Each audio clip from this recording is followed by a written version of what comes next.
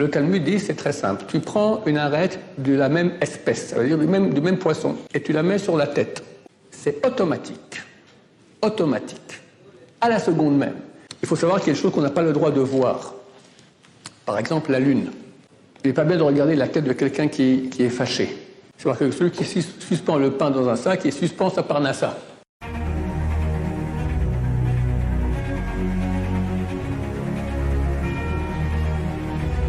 Je suis dédié pour la réfoua schéma rapide et complète de Steven Avraham Ben Vivian Chaya Bezrat Hashem. Alors on continue un deuxième cours sur les superstitions. En deux mots, la Torah est contre le mensonge et des coutumes qui proviennent uniquement de superstitions, c'est contraire à la Torah. Par contre, il y a beaucoup de choses qui sont dans la Torah qui pourraient ressembler à des superstitions, mais vu que ça provient de la Torah, alors ce ne sont pas des superstitions, ce sont des choses qui ont vraiment un sens. Et il faut faire attention si possible. Aussi donner la bonne mesure. Je donne un exemple, d'accord.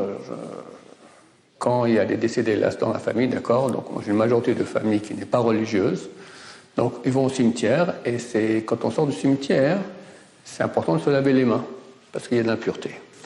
Donc il y a une coutume de ne pas s'essuyer les mains. Pourquoi ?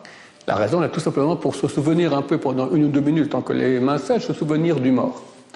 Les poskim, les décisionnaires écrivent, par exemple, en hiver, quand il fait froid, il n'y a aucun problème, tu t'essuies les mains, terminé.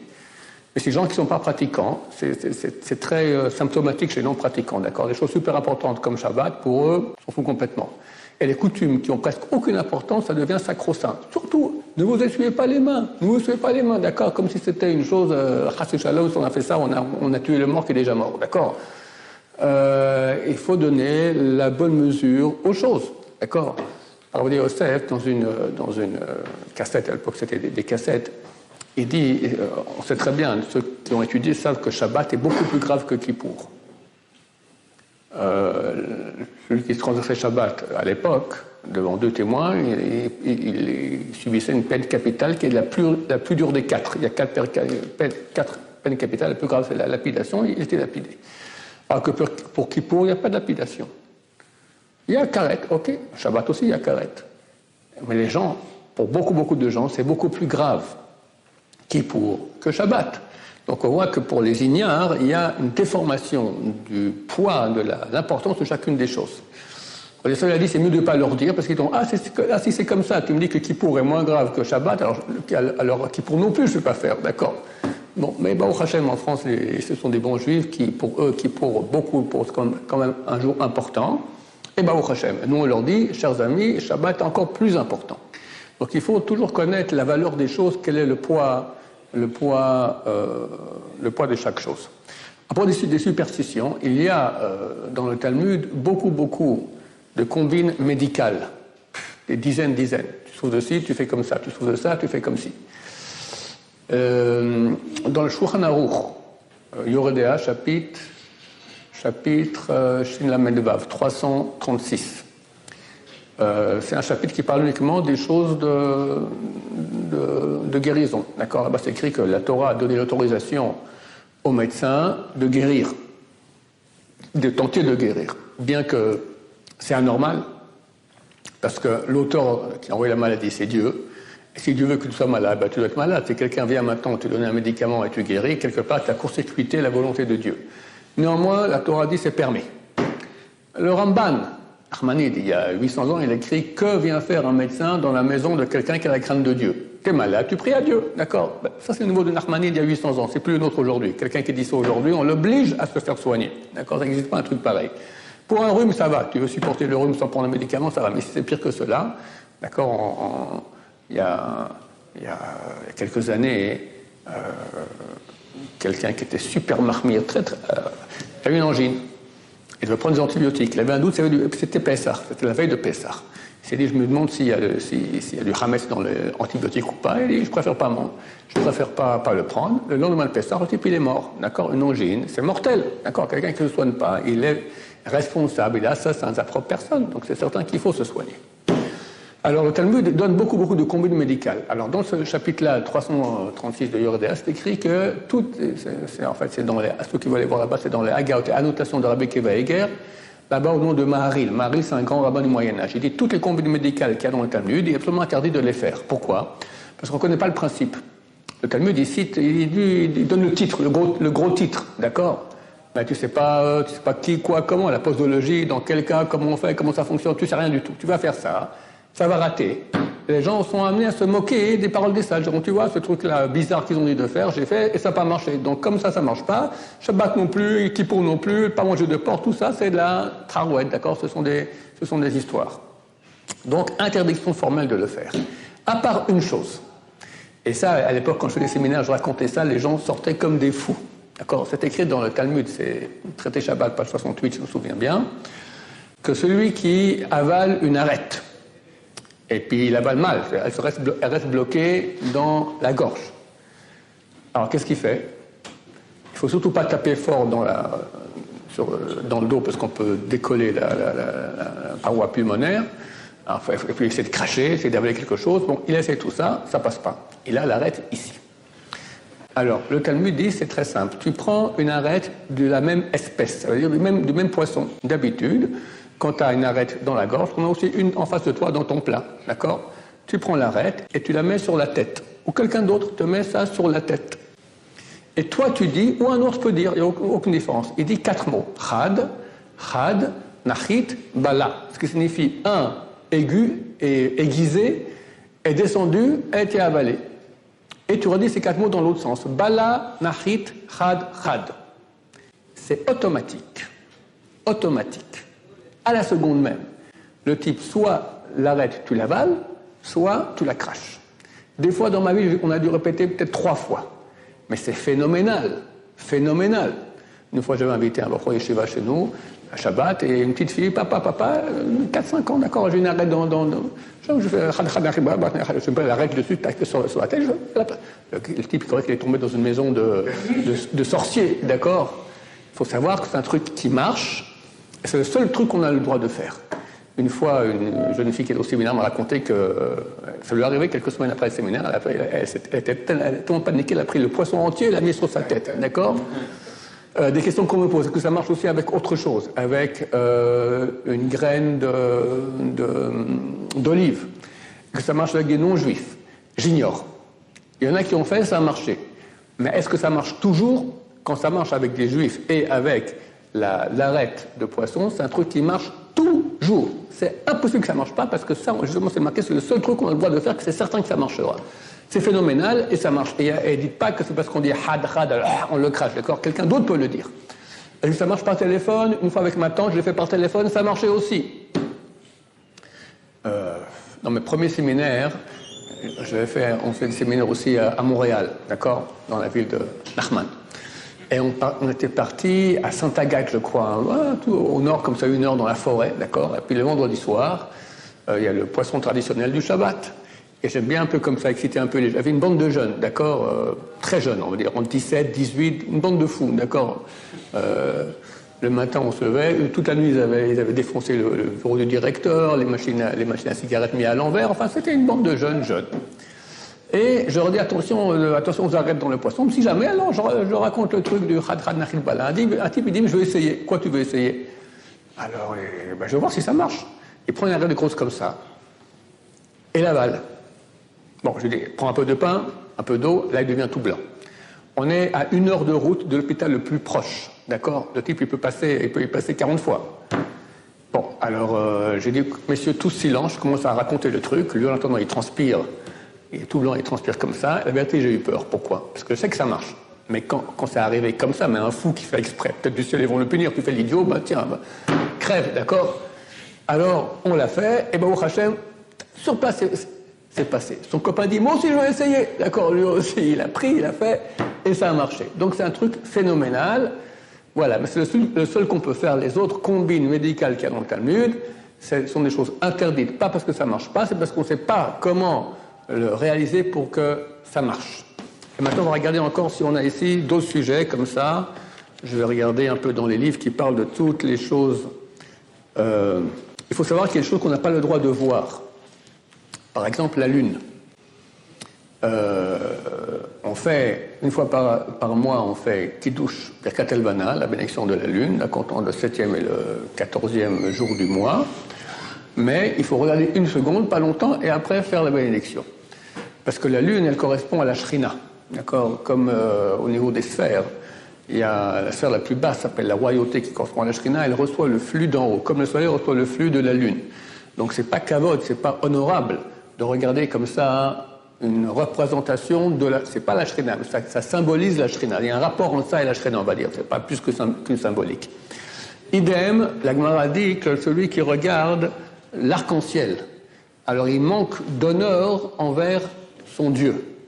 Pourquoi? L'arc-en-ciel, c'est aussi... pourquoi il y a l'arc-en-ciel? Après le déluge, Dieu a dit à Noé, voilà, c'est fini, je n'amènerai plus le déluge. Mais chaque fois que je voudrais amener un déluge, je montrais l'arc-en-ciel pour rappeler la brite. La brite, c'est quoi? L'alliance que j'ai faite avec l'humanité de ne pas amener l'arc-en-ciel. Maintenant, c'est quoi la brite aussi en hébreu?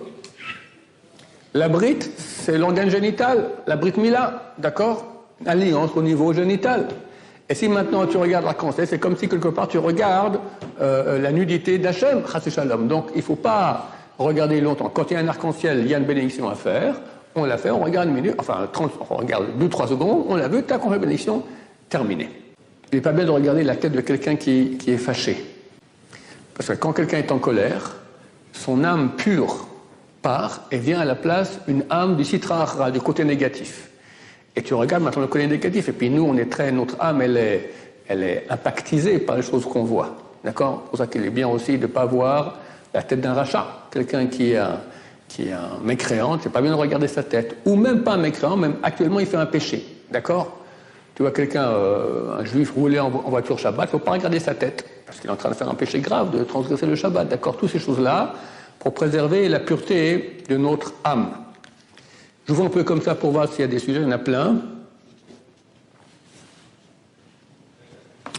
Il n'est pas bien de suspendre du pain dans un sac. C'est-à-dire que celui qui suspend le pain dans un sac, il suspend sa parnassa. D'accord? Il ne faut pas faire ça. C'est mauvais pour la parnassa. De même aussi, marcher sur les miettes. Je marquais qu'il y a un ange qui attend seulement qu'on marche sur les miettes pour pouvoir nous amener la pauvreté à Dieu ne plaise. Et la Gemara raconte qu'une fois, il y avait un qui faisait très attention toujours quand il mangeait, de ramasser les miettes pour pas qu'on marche dessus. Et une fois, il a mangé dans un champ. Et là, l'ange de la pauvreté, il dit, à ce coup-là, je vais l'avoir. Il va pas... t'as plein de miettes par terre, parmi la broussaille, c'est l'herbe, il va pas... C'est fichu, il va pas prendre chaque miette. Et ben, le type, il a pris une pelle, il a ramassé toute la terre à laquelle il y avait les toits, il l'a mis dans un sac comme ça. L'ange est tombé à la renverse, tellement il a été épaté. Voilà, donc d'habitude, nous tous voulons avoir une bonne parnassa, donc faire attention de ne pas marcher sur les miettes. C'est dur quand on a des enfants, d'accord? Alors faire le maximum possible, pas rentrer en colère, parce que ça aussi, c'est écrit que lorsque Dieu va amener une bonne parnassa à quelqu'un, alors le côté négatif accuse dans sa dit, mais pourquoi tu ne mérites pas? Alors Dieu dit non, mais il a aussi des mitzvot. Alors le côté négatif dit, ok, viens, fais-lui un test. Ils lui font un test pour voir s'il va s'énerver ou pas. S'il s'énerve, fini, il a perdu toute la bonne parnassa qu'il aurait dû recevoir. C'est un truc connu. Chaque fois que Dieu lui donne un grand cadeau, il va amener un test à quelqu'un de colère, et si c'est en colère, il perd tout. Hachem Ishmor. Il ne faut pas donner le nom à un enfant qui est né au nom d'une personne qui est mort jeune, d'autant plus si elle est morte aussi avec des souffrances, maladie ou choses. Mais même si elle est morte sans souffrance, il ne faut pas. Pourquoi? Parce que d'habitude, cette personne, vu qu'elle est morte jeune, elle n'a pas fini son tikkun, elle revient en Gilgoul, et elle est morte parce qu'elle avait des problèmes. Elle n'a pas réglé tous ses problèmes, et si on appelle maintenant le nouveau-né au nom de cette personne-là, alors il revient en Gilgoul, en réincarnation dans le petit bébé, et le pauvre petit bébé, il aura les problèmes, vu que ce type-là, il est mort jeune, il avait des problèmes, et qu'il n'a pas réglé tous les problèmes. Donc on ne fait pas ça. Ce qu'on peut faire, c'est mettre un deuxième nom. C'est-à-dire que quand on met un double nom, c'est pas un nom et un nom, c'est un troisième nom. Une fois, j'ai une fille qui est née, encore, d'accord, j'ai eu cette fille. Puis au bout d'un moment, au niveau de l'imagination, comment on va l'appeler, on n'a plus de bonnes idées, d'accord? Alors je suis allé à le Rabbi Tzemach Bachar Zatzal, qui était le grand de la Torah, Et je lui ai dit, Mazal Tov, une fille qui est née, on aimerait l'appeler Elisheva. Il m'a dit, Od, quelque chose d'autre. Tout ce qui est avec 7, j'ai appris, c'est des mauvais prénoms. Elisheva, Batsheva. Pourquoi? Parce que ça correspond à la Malchut, la royauté, qui est justement la Shrina, qui est en galoute, qui souffre, d'accord? Ou Rachel aussi, c'est un très mauvais prénom. Rachel, c'est le prénom que je préférais le plus au monde. Alors, une de mes filles, je l'appelais Rachel. Et quand elle avait environ 4 ans, le Rabbi Tzvi m'a dit, c'est pas bien. Je lui ai dit, pourquoi pas bien? C'est pas bien pour la parnassa, c'est pas bien pour la santé, c'est pas bien pour le zévouk, c'est pas bien pour tout ce qui est possible de bien, c'est pas bien, d'accord? Alors on l'a changé en Ephrat. Comment on fait pour changer? Pas besoin d'aller faire une nomination à la synagogue, on décide maintenant qu'on l'appelle Ephrat, et le Rav mentionne chaque Rachel, il a changé en Ephrat. Alors, je reviens à une autre fille, d'accord, donc elle est née, je viens voir la personne, je lui dis Elisheva, il me dit Od, quelque chose d'autre. Je lui dis Simcha, il me dit Od aussi. Encore, de là où nous apprenons que Simcha aussi, c'est pas un bon prénom. Après, je vous ferai toute la liste si vous voulez des mauvais prénoms et des bons prénoms. Alors, je lui dis Elisheva Simcha. Les deux à la fois me disent oui, c'est bon. De là, on a appris que même 2 prénoms, moins, ça fait plus, d'accord? C'est plus un mauvais prénom ou un autre mauvais prénom. C'est déjà un 3e prénom qui est nouveau, donc il n'y a pas de problème. Donc maintenant, s'il y a des considérations politiques, familiales, il faut absolument appeler le gosse au nom du grand-père qui est décédé, ou l'oncle, le frère de la sœur de la tante, d'accord? Et sinon, ça va faire un scandale. Et toi, d'abord, tu n'aimes pas ce prénom, 2, le type, il est mort dans des conditions terribles, jeune, d'accord? Alors, tu mets 2 prénoms, et dans ce cas-là, il n'y a aucun problème.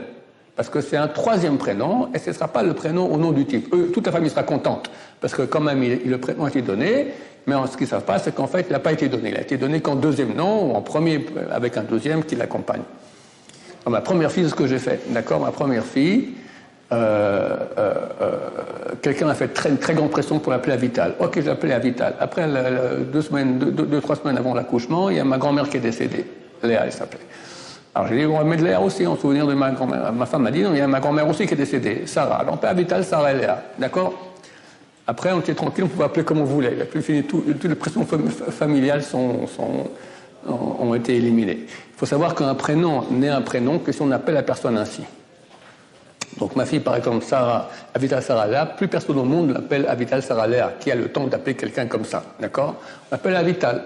Donc les 2 prénoms Sarah Léa, ils ont été déracinés. Les hommes aussi. Si quelqu'un il a 14 prénoms, des fois il y en a qui donnent plusieurs. Il faut savoir que c'est casse-pied, parce que quand on nous demande de prier pour arriver à quelqu'un, il faut se souvenir des 4 prénoms, c'est un peu difficile. C'est beaucoup plus simple, un prénom, fils de un prénom. Il faut savoir que si on ne l'appelle pas comme ça, les prénoms sont déracinés. Un homme, c'est plus dur à être déraciné parce qu'il monte à la Torah. Il monte à la Torah, normalement, une fois tous les 30 jours, il faut monter à la Torah, et là il va rappeler tous les prénoms qu'il a. Donc les prénoms restent, à condition qu'on l'appelle avec son prénom. Ici en Israël, par exemple, chez les Saradim, on n'appelle pas avec le prénom. Le type, il monte, on n'appelle jamais. Donc si quelqu'un, on ne l'appelle pas avec son prénom est déraciné. D'accord? C'est pour ça que toujours quand on me demande de prier pour quelqu'un, je demande les prénoms usuels. Là, ce cours maintenant, par exemple, il a été dessiné pour quelqu'un qui s'appelle Steven Abraham Ben Viviane. Après, j'ai rajouté Osechaya. On m'a dit, elle s'appelle Osechaya, la mère. Mais ça, c'est le nom juif que jamais personne ne donne à personne. Personne ne l'appelle comme ça dans la vie courante. Donc ce prénom, en fait, il n'existe pas. Donc ça ne sert à rien d'avoir. Les gens croient qu'il faut, pour prier, il faut donner le prénom juif. Au contraire, vu que le prénom juif, d'habitude, il n'est pas utilisé, je parle des Français, d'accord? Elle s'appelle Jennifer Masouda. Quelqu'un l'appelle Masouda, jamais, on l'appelle Jennifer, d'accord? C'est beaucoup plus moderne et sympathique. Alors, elle s'appelle Jennifer. Elle ne s'appelle pas Masouda, ça ne sert à rien de l'appeler Jennifer Masouda parce que ce n'est pas son prénom, c'est Jennifer, d'accord? Les bons prénoms, les meilleurs pour les hommes, c'est Eliaou et Israël. Les pires, c'est Yitzhak et Shmuel. On n'a pas ici, Baruch Hashem. Pour les jeunes filles, les meilleurs prénoms pour les jeunes filles, il y en a 3. Chaya, Chava et Sarah. Les pires, Rachel, Simcha, Elisheva, Batsheva, Mazal, Mazal Tov, Ruchama, Nechama. Je crois que j'ai tout dit. Bezrat Hashem. Est-ce qu'on peut utiliser Shabtai à cause de Shabtai? Déconseillé. Quelqu'un va me poser la question maintenant. Quelqu'un m'a posé la question, il m'a dit comment ça se fait que des gens appellent leur enfant Elimelech. Alors je vérifie directement sur le logiciel, est-ce qu'il y a un autre Elimelech à part le mari de Naomi? Elimelech était le grand de la génération. Mais il est considéré comme un mécréant parce qu'il a quitté la terre d'Israël, vu qu'il y avait ici la famine, il a peur qu'on lui demandait trop de tzedaka, il devait devoir donner trop de tzedaka, donc il a quitté la terre d'Israël.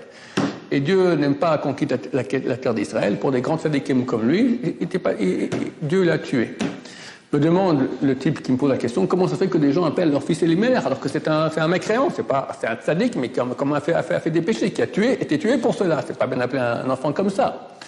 Alors vérifier, il n'y a pas d'autre Elimelech. Alors c'est vraiment le seul qui est comme ça, d'accord? Alors c'est mieux de ne pas l'appeler ainsi. Comment c'est que des gens le font? Alors il faut dire qu'ils n'appellent pas leur fils Elimelech au nom de Elimelech, le mari de Naomi qui a été tué par Dieu. Parce que c'est un prénom qu'ils aiment bien, rien à voir. Elimelech signifie mon Dieu est un roi. Bon, ça va, on aime bien dire que mon Dieu est un roi. Bon, c'est une façon un peu diavad, essayer de récupérer la chose pour pas que ce soit considéré. Mais par exemple, il y a des prénoms de Rechaim. Il y en a qui appellent ici en Israël Nimrod. Nimrod, c'est marqué que c'était l'ennemi de Dieu, d'accord? Ou toutes sortes de Korach, d'accord? Toutes sortes de prénoms de gens qui étaient des grands mécréants. Il ne faut pas appeler les enfants comme ça. Au contraire, appeler au nom des tzadikim, Bezrat Hashem. Il ne faut pas laisser le garçon, on lui donne le prénom à la brit mila. Les filles, il ne faut pas attendre longtemps pour donner le prénom. Aussi un garçon qui est prématuré, par exemple, où on peut, pour des raisons médicales, on ne peut pas lui faire la brit mila rapidement, c'est bien de donner le prénom rapidement, d'accord? Pas plus que 30 jours, en tout cas depuis la naissance, parce que le nom de la personne correspond à la neshama de la personne, d'accord? Aussi, on ne change pas de prénom. Il y a quelqu'un qui m'a posé la question encore ce matin, et il veut absolument changer de prénom. Je dis non, on change de prénom pour deux raisons. Soit quand on est vraiment en danger de mort, soit parce qu'un grand de la génération dit que le prénom il est mauvais. Rab Chaim Kanievsky, très souvent, il changeait les noms des prénoms des personnes. On dit, c'est pas un bon prénom, tu prends un autre prénom. Ok, si c'est un grand Torah qui a dit, on change. Mais comme ça, parce que je préfère avoir un prénom autre ou rajouter une lettre, etc., en aucun cas. Si quelqu'un est très malade, on lui rajoute un prénom à son prénom. Par exemple, le Rav Sitruk est très malade, ils ont rajouté Yosef Chaim. Alors, une fois que le type, il est décédé, est-ce que son prénom c'est Yosef ou Yosef Chaim? Alors, ça dépend. Si, quand il était malade, on a rajouté un deuxième prénom et il est mort sans être guéri, alors le deuxième prénom est annulé. S'il a guéri, après, plus tard, il est de nouveau tombé malade ou simplement il est mort normalement, d'accord? Alors, le deuxième prénom reste. Ça, c'est pour la suite des opérations après le décès. C'est bien d'avoir un prénom juif. D'où on apprend cela parce que Béné Israël, quand ils sont en Égypte, ils n'ont pas changé leur prénom. C'est une des trois choses qu'ils ont fait pour se préserver de l'assimilation. Et Rab Chaim Kanievsky, c'est le seul qui dit ça. Bon, c'est comme un grand auteur, il dit c'est mieux d'avoir un prénom du Tanakh, de la Bible. D'accord? Et attention, pas prendre un prénom d'un tordu. Prendre un prénom de quelqu'un de bien. Un grand rabbin du Moyen-Âge s'appelle Rabbi Yehuda Chassid, qui a dit qu'il ne faut pas se marier avec une femme dont le nom du père est le même que soi-même, que le khatan. Pourquoi? On va dire, bon, moi mon prénom c'est Ron, d'accord? Je me marie avec une fille dont le papa s'appelle Ron. Maintenant, il y a une interdiction d'appeler son papa par son prénom, c'est pas kavod, il faut appeler papa ou mon père Ron, d'accord? On ne peut pas appeler comme ça Ron, d'accord? Un fils appelle son père, ça ne va pas du tout. Attends, elle appelle son mari Ron, et son mari et son père il est là. Ça ne va pas, parce qu'il ne sait pas qui elle a appelé, et quelque part c'est comme s'il fait un acte qui est un manque d'honneur à son père. Ou dans l'autre sens, d'accord, ne pas se marier avec une femme qui a le même prénom que sa mère. Alors, est-ce que d'après l'halakha, on agit ainsi, oui ou non? Beaucoup agissent, ils ne se marient pas. D'autres disent, vu que ce n'est pas quelque chose qui est écrit dans le Talmud, c'est écrit par Rabbi Yehuda Chassid au Moyen-Âge, il y en a qui disent que ce qu'il a écrit, ça s'appelle le testament de Rabbi Yehuda Chassid, on dit que ça ne concerne que sa descendance. Par exemple, il déconseillait d'appeler les gens Shmuel, et le Maharsha, qui était un descendant 5 siècles plus tard, il a dit, moi je m'appelle Shmuel et j'ai aucun problème, que je mets ma main un descendant de Rabbi Yehuda Chassid. Donc il y en a qui disent que ça ne nous concerne pas. Le mieux, ce qu'on fait d'habitude, parce que vraiment si la fille correspond au garçon, c'est dommage de ne pas se marier, déjà c'est pas facile de trouver le bon numéro. Alors on rajoute un prénom, soit au khatan ou à la kala, soit au père ou à la mère. D'accord? Comme ça, c'est plus le même prénom. Baruch Adonai, l'olam, amen, amen.